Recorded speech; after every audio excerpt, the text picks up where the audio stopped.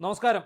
കായിക പ്രേമികളെയും കേരളത്തിലെ ജനങ്ങളെയും അതിമനോഹരമായി പറ്റിച്ചു എന്ന വിശ്വാസത്തിൽ ആശ്വാസം പൂണ്ടിരുന്ന അഗസ്റ്റിൻ സഹോദരന്മാർക്ക് കിട്ടിയ ഏറ്റവും വലിയ തിരിച്ചടിയാണ് മെസ്സി തട്ടിപ്പ്. കായിക സെക്രട്ടറി ആയിട്ടുള്ള എൻ പ്രശാന്തിൻ്റെ ഒരു റിപ്പോർട്ടിലൂടെ പുറത്തു വന്നിരിക്കുന്നത് ഈ കേരളം കണ്ട ഏറ്റവും വലിയ തട്ടിപ്പുകളിൽ ഒന്നാണ്. ഈ തട്ടിപ്പിൻ്റെ അമരത്ത് അഗസ്റ്റിൻ സഹോദരന്മാരാണ് എന്നുള്ളത് ആരെയും അത്ഭുതപ്പെടുത്തുന്നില്ല. കാരണം ഇവർ സ്ഥിരം തട്ടിപ്പുകാരാണ്. മുട്ടിൽ മരമുറി അടക്കം നിരവധി തട്ടിപ്പുകളുടെ സൂത്രധാരന്മാരാണ്. ഈ തട്ടിപ്പുകൾ മുഴുവൻ നടത്തിയതിന് ശേഷം നേരെ വന്നിരുന്ന് ഇതിനെ ന്യായീകരിക്കാനും തങ്ങളാണ് ശരി എന്ന രീതിയിൽ വിശ്വസിപ്പിക്കുന്ന തരത്തിൽ സംസാരിക്കാനും ആൻഡോ അഗസ്റ്റിൻ എന്ന് പറയുന്ന റിപ്പോർട്ടർ MDക്കുള്ള കഴിവ് ഒന്ന് വേറെ തന്നെയാണ്. ഇവിടെ ഇപ്പോൾ ഈ തട്ടിപ്പ് പുറത്തു വന്നതിന് പിന്നാലെ ആ തട്ടിപ്പിനെ എങ്ങനെ നേരിടണം ഉള്ള ഒരു ആശങ്കയും ഈ റിപ്പോർട്ടർ തട്ടിപ്പുകാർക്കില്ല എന്നുള്ളതാണ് വാസ്തവം. അവർ അതിനായിട്ട് കണ്ടെത്തിയിരിക്കുന്ന എളുപ്പവഴി മുഖ്യമന്ത്രി VD സതീശനെതിരെ ഒരു നുണക്കഥ ഫ്രെയിം ചെയ്യുക എന്നുള്ളതാണ്. ആ കാര്യത്തിൽ അവർ വിജയിച്ചു എന്ന് കരുതി ഇരിക്കുന്ന സമയത്താണ് എല്ലാ മാധ്യമങ്ങളും ചേർന്ന് മെസ്സി തട്ടിപ്പ് ഏറ്റെടുക്കുന്നത്. റിപ്പോർട്ടർ ചാനലിന് സുരക്ഷ ഒരുക്കാൻ വേണ്ടി ഇടത്തും വലതുമായിട്ട് ന്യൂസ് മലയാളം, ബിഗ് TV, അതുപോലെ കൈരളി TV, ഇങ്ങനെ കുറച്ച് സ്ഥാപനങ്ങൾ മാത്രമുണ്ട്. സതീശൻ ഒരു MDMA കച്ചവടക്കാരനൊപ്പം നിൽക്കുന്ന ഫോട്ടോകൾ പുറത്തു വിട്ടുകൊണ്ടാണ് ഇവരുടെ തിരിച്ചടി നടക്കുന്നത്. VD സതീശനെതിരെ അതിശക്തമായ ഒരു പ്രചാരണം തന്നെ ഇവർ അഴിച്ചുവിടുന്നു. എന്നാൽ ഇതൊന്നും ഏൽക്കുന്നില്ല സതീശന്. നമുക്കറിയാം, ഇന്നലെ നടന്ന പത്രസമ്മേളനം, മുഖ്യമന്ത്രിയുടെ പതിവ് പത്രസമ്മേളനം, എല്ലാ ബുധനാഴ്ച ദിവസവും ക്യാബിനറ്റ് ബ്രീഫിങ്ങിന് വേണ്ടിയാണ് ഈ പത്രസമ്മേളനം വിളിക്കാറുള്ളത്. രാവിലെ മന്ത്രിസഭായോഗം ഉണ്ടാകും, സുപ്രധാന തീരുമാനങ്ങൾ എടുക്കും, അതിനുശേഷം ആ കാര്യത്തെക്കുറിച്ച് ജനങ്ങളെ അറിയിക്കുന്നതിന് വേണ്ടി പത്രസമ്മേളനവും വിളിക്കും. ഇന്നലെ വിളിച്ച പത്രസമ്മേളനവും പതിവ് പോലെ തന്നെ അദ്ദേഹം കത്തിക്കയറുകയും മാധ്യമപ്രവർത്തകരുടെ ചോദ്യങ്ങൾക്കെല്ലാം കൃത്യമായി മറുപടി കൊടുക്കുകയും ചെയ്തു.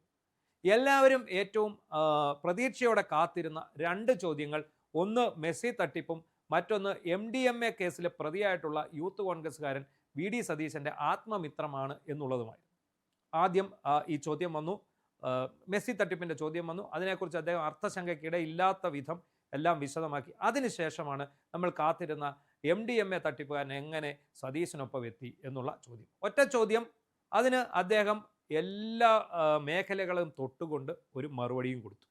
അതായത് 2023 നവകേരള യാത്രയിൽ മുഖ്യമന്ത്രിയായിരുന്ന പിണറായി വിജയനെ കരിങ്കൊടി കാണിച്ചതിന് മർദ്ദനമേറ്റ് കിടക്കുന്ന സമയത്താണ് താൻ ഈ പറയുന്ന മുഹമ്മദ് ഹുസൈൻ എന്ന് പറയുന്ന MDMA കച്ചവടക്കാരനെ വിളിക്കുന്നത് എന്നതടക്കമുള്ള കാര്യങ്ങൾ അദ്ദേഹം പറഞ്ഞു. എന്നാൽ അതിനുശേഷം ഈ റിപ്പോർട്ടർ അടക്കമുള്ള ചാനലുകൾ മുന്നിലേക്ക് വയ്ക്കുന്ന വാർത്തകൾ, അവരുടെ ചാനലുകളിൽ നിന്നും വേറൊരു വാർത്തയുമില്ല. VD സതീശൻ പറഞ്ഞത് നുണയാണ് എന്നൊരു വാർത്തയാണുള്ളത്. VD സതീശൻ പറഞ്ഞ കാര്യത്തിൽ നമ്മൾ ശ്രദ്ധിക്കണം. അദ്ദേഹം പറഞ്ഞിരിക്കുന്നത് പലയിടത്തു വെച്ചും പലപ്പോഴും താനുമായിട്ട് ഈ പറയുന്ന മുഹമ്മദ് ഹുസൈൻ ഫോട്ടോ എടുത്തിട്ടുണ്ട് എന്നുള്ളതാണ്. ഇയാളെ തനിക്ക് വ്യക്തിപരമായി അറിയാമെന്നും അദ്ദേഹം പറഞ്ഞിട്ടുണ്ട്. അതിപ്പോൾ ഡേറ്റ് എല്ലാം കൃത്യമായി അദ്ദേഹം ഓർത്തിരിക്കണമെന്നില്ല. ഈ പറയുന്ന 2023 നവകേരള യാത്രയുടെ സമയത്ത് അടി കിട്ടി എന്ന് പറയുന്നത് കള്ളമാണെന്നും അതിന് മുമ്പ് തൊട്ട് സതീശന് ഈ യൂത്ത് കോൺഗ്രസ് പ്രവർത്തകനുമായിട്ട് ബന്ധമുണ്ടെന്നുമാണ് ഇവർ പറഞ്ഞുകൊണ്ട് വയ്ക്കുന്നത്. എന്നിട്ട് അത് സംബന്ധിച്ചുള്ള വാർത്തകൾ, ചർച്ചകൾ എല്ലാം മുന്നോട്ട് കൊണ്ടുവരികയാണ്. എന്തിനാണെന്ന് ചോദിച്ചാൽ, സതീശനിലേക്ക് ഈ MDMA കച്ചവടക്കാരനെ ചേർത്ത് വെച്ച് സതീശനും ഇതിൽ ബന്ധമുണ്ടെന്ന് വരുത്തി തീർത്തുകൊണ്ട് തങ്ങളുടെ തട്ടിപ്പ് വാർത്ത മുക്കുക എന്നൊരു ലക്ഷ്യമാണ് റിപ്പോർട്ടർ TVക്ക് ഉണ്ടായിരുന്നത്. എങ്കിൽ ദൗർഭാഗ്യകരമെന്ന് പറയട്ടെ, VD സതീശൻ ഇക്കാര്യത്തിൽ ശക്തമായ നിലപാട് എടുത്തിരിക്കുകയാണ്. കാരണം ഈ പറയുന്ന മുഹമ്മദ് ഹുസൈൻ അടക്കമുള്ള പ്രതികളുടെ വിദേശ ബന്ധമടക്കം അന്വേഷിക്കാൻ സർക്കാർ തീരുമാനിച്ചിരിക്കുന്നു, പോലീസ് തീരുമാനിച്ചിരിക്കുന്നു. അതിനായിട്ട് പ്രത്യേക ടീമിനെ തന്നെ നിയോഗിച്ചിരിക്കുന്നു. അതുമാത്രമല്ല, മറ്റൊരു വാർത്ത കൂടി പുറത്തു വരുന്നുണ്ട്. ഇവർ ഈ പറയുന്ന മുഖ്യമന്ത്രിയുമായുള്ള അടുപ്പം പറഞ്ഞുകൊണ്ട് തന്നെയാണ് ഇയാൾ ഈ MDMA കച്ചവടത്തിന് പോയത് എന്നുള്ള വിവരം പോലീസ് തന്നെ പുറത്തുവിട്ടിരിക്കുന്നു. അതോടുകൂടി എല്ലാ കാര്യങ്ങളിലും ഒരു സുതാര്യത കൈവന്നിരിക്കുകയാണ്. ഈ പറയുന്ന മുഹമ്മദ് ഹുസൈൻ അടക്കമുള്ളവർ ഒരു വാഹനത്തിൽ എറണാകുളം മുതൽ കാസർഗോഡ് വരെ ഈ ലഹരി മരുന്ന് വിതരണം ചെയ്തു.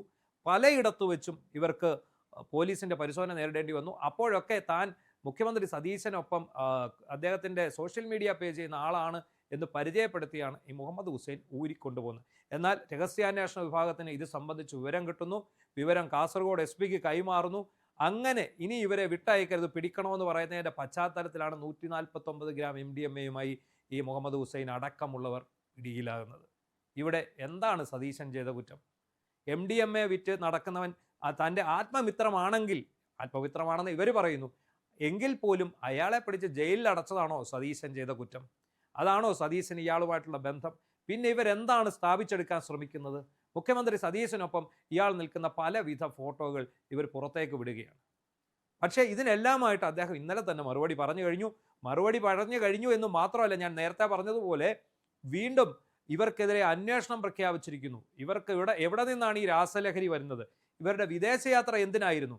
എത്ര തവണ ഇവർ വിദേശത്തേക്ക് പോയി? അവിടെ നിന്ന് ഇവർ എന്താണ് കൊണ്ടുവന്നത്? ഇവരുടെ പിന്നിൽ ആരെങ്കിലും ഉണ്ടോ? ഇതിന് പിന്നിൽ ഒരു വലിയ ഗാങ് ഉണ്ടോ?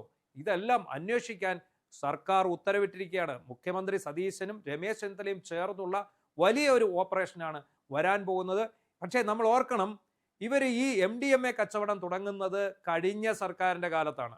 കഴിഞ്ഞ സർക്കാരിൻ്റെ കാലത്ത് ഏറ്റവും വ്യാപകമായി രാസലഹരി, അതായത് അവസാന 5 വർഷം കേരളത്തിൽ രാസലഹരി പടർന്നൊഴുകുകയായിരുന്നു. ഇതിൻ്റെ കൂടുതൽ ആൾക്കാർ, ഇതിൻ്റെ വിതരണക്കാർ എന്ന് പറയുന്നത് DYFIയുടെയും CPMൻ്റെയും പ്രവർത്തകരും നേതാക്കളുമായിരുന്നു. പലപ്പോഴും പോലീസ് ഇവരെ പിടികൂടി മാധ്യമങ്ങൾക്ക് മുന്നിൽ പ്രദർശിപ്പിച്ചതുകൊണ്ട് മാത്രമാണ് ഇവർക്കെതിരെ കേസ് രജിസ്റ്റർ ചെയ്തും അറസ്റ്റ് ചെയ്തും. അന്നത്തെ ഒരു രീതി എന്ന് പറഞ്ഞാൽ, പിടിക്കുമ്പോഴേ അറിയാം ഇതിനകത്ത് DYFIയുടെ മേഖലാ ഭാരവാഹികൾ ഉണ്ടാവും, അല്ലെങ്കിൽ ജില്ലാ ഭാരവാഹികൾ ഉണ്ടാവും, അല്ലെങ്കിൽ പ്രാദേശിക തലത്തിലുള്ളവരുണ്ടാവും. ഇങ്ങനെ പിടിക്കുമ്പോഴേ പോലീസ് ആണെങ്കിലും എക്സൈസ് ആണെങ്കിലും ആദ്യം ചെയ്യുന്നത് സ്ഥലത്തുള്ള തങ്ങൾക്ക് പരിചയമുള്ള മാധ്യമപ്രവർത്തകരെ വിളിച്ച് അവിടേക്ക് വരുത്തി ഇതിൻ്റെ വിഷ്വൽ എടുപ്പിക്കുക എന്നുള്ളതായിരുന്നു. അത് കാരണമാണ് പല നേതാക്കൾക്കും, DYFIയുടെയും SFIയുടെയും നേതാക്കൾക്ക് ഈ MDMA കേസിൽ പ്രതിയാകേണ്ടി വന്നത്. അല്ലെങ്കിൽ ഒരു പക്ഷേ ഇവരെ പിടിച്ച ഉദ്യോഗസ്ഥനെ സ്ഥലം മാറ്റുന്ന രീതിയിലേക്ക് പോകുമായിരുന്നു. എന്തായാലും മെസ്സിയുടെ പേരിൽ അഗസ്റ്റിൻ സഹോദരന്മാർ നടത്തിയ തീവട്ടിക്കൊള്ള മറയ്ക്കുന്നതിന് വേണ്ടി മുഖ്യമന്ത്രി സതീശന് നേരെ തിരിഞ്ഞിരിക്കുകയാണ് റിപ്പോർട്ടർ ചാനലും അവരെ അനുകൂലിക്കുന്ന ഏതാനും ചില ചാനലുകളും. എന്നാൽ ഇവിടുത്തെ മുഖ്യധാരാ മാധ്യമങ്ങൾ എല്ലാം ഒറ്റക്കെട്ടായിട്ട്, ദിനപത്രങ്ങൾ ഒറ്റക്കെട്ടായിട്ട് ഈ മെസ്സി തട്ടിപ്പിനെതിരെ ശക്തമായ നിലപാട് സ്വീകരിച്ച് മുന്നോട്ട് വരുന്നു. അവയിലൊന്നും VD സതീശനെതിരായ വാർത്തകൾ ഒന്നും പ്രത്യക്ഷപ്പെടുന്നില്ല എന്നുള്ളതാണ് ഏറ്റവും ശ്രദ്ധേയമായ കാര്യം. കാരണം ഈ മാധ്യമങ്ങൾക്കൊക്കെ കാര്യം മനസ്സിലായി. ഇത് ഒരു സെലിബ്രിറ്റിയാണ്, അല്ലെങ്കിൽ ഒരു രാഷ്ട്രീയ നേതാവാണ്, ഒരു സിനിമാ നടനാണ്, അല്ലെങ്കിൽ അറിയപ്പെടുന്ന ഒരു വ്യക്തിയാണ്. അവർക്കൊപ്പം ഒരാൾ വന്ന് എവിടെ നിൽക്കുമ്പോൾ, നമ്മളിപ്പോൾ ഒരു സ്ഥലത്ത് ചെന്ന് നിൽക്കുമ്പോൾ നമ്മളോട് കൂടെ വന്ന് ഒരു ഫോട്ടോ എടുക്കാൻ പറഞ്ഞാൽ, നമ്മൾ ഒരു ഫോട്ടോ എടുത്തോട്ടെ എന്ന് ചോദിച്ചാൽ അനുവദിക്കുന്ന ഒരു പതിവ് എല്ലാവർക്കും ഉണ്ട്. പിണറായി വിജയൻ ഒഴികെ എല്ലാവർക്കും. പിണറായി വിജയനോട് സെൽഫി ചോദിച്ചാൽ കടക്കൂ പുറത്ത് എന്ന് പറയുന്നത് നമുക്കറിയാം. പക്ഷേ VD സതീശൻ അടക്കമുള്ള കോൺഗ്രസ് നേതാക്കൾ, സിനിമാ താരങ്ങൾ എല്ലാവരും ആരെങ്കിലും വന്ന് എൻ്റെ ഞാൻ ഒരു സെൽഫി എടുത്തോട്ടെ എന്ന് ചോദിച്ചാൽ അവർ സമ്മതിക്കുന്ന ഒരു പതിവുണ്ട്. അങ്ങനെ ഒരു പതിവ്, ആ ഒരു പതിവിനപ്പുറം, അല്ലെങ്കിൽ അത്തരം ഒരിക്കൽ കാണുമ്പോൾ സെൽഫി എടുക്കുന്ന ഒരു പതിവിനപ്പുറമുള്ള ഒരു ബന്ധം മുഖ്യമന്ത്രിയായിട്ട് സതീശനുമായി ഇയാൾക്കുണ്ടെന്ന് വരുത്തി തീർക്കാനുള്ള ശ്രമമാണ് ഈ പറയുന്ന ട്രീ കട്ടർ ചാനൽ നടത്തുന്നത്. അവരുടെ ലക്ഷ്യം വ്യക്തമാണ്. തങ്ങളുടെ മെസ്സി തട്ടിപ്പിനെ ഈ പറയുന്ന മുഖ്യമന്ത്രിയുടെ MDMA വിൽക്കുന്ന ചെറുപ്പക്കാരനൊപ്പമുള്ള ഫോട്ടോയുമായി കൂട്ടിക്കെട്ടി വിലപേശി തങ്ങളുടെ നേരെ വരാനുള്ള കേസ് ഒഴിവാക്കി വിടുക എന്നുള്ള ഒരു ലക്ഷ്യം മാത്രമാണ് ഇവർക്കുള്ളത്. പക്ഷേ ഈ കേസ് ഇവിടെ എങ്ങും നിൽക്കില്ല. മെസ്സി തട്ടിപ്പ് കേസ് പുറത്തേക്ക് പോകും. അതായത് കേന്ദ്ര ഏജൻസികൾ അന്വേഷിക്കും. റിപ്പോർട്ടർ ചാനൽ മുതലാളിമാരടക്കം ഈ കേസിൽ മറുപടി പറയേണ്ടി വരും.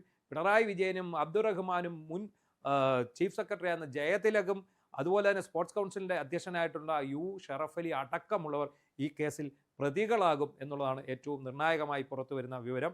സതീശനെതിരെയുള്ള ഇവരുടെ ഫോട്ടോ വെച്ചുള്ള പ്രചാരണം അതിന് വലിയ ആയുസില്ല. അത് ഓൾറെഡി ഇന്നലത്തെ പത്രസമ്മേളനത്തോടു കൂടി തന്നെ പൊളിച്ചടുക്കി കഴിഞ്ഞു. അതുകൊണ്ട് നിങ്ങൾ ഓർക്കുക, നിങ്ങൾ കളിക്കുന്നത് VD സതീശനോടാണ്.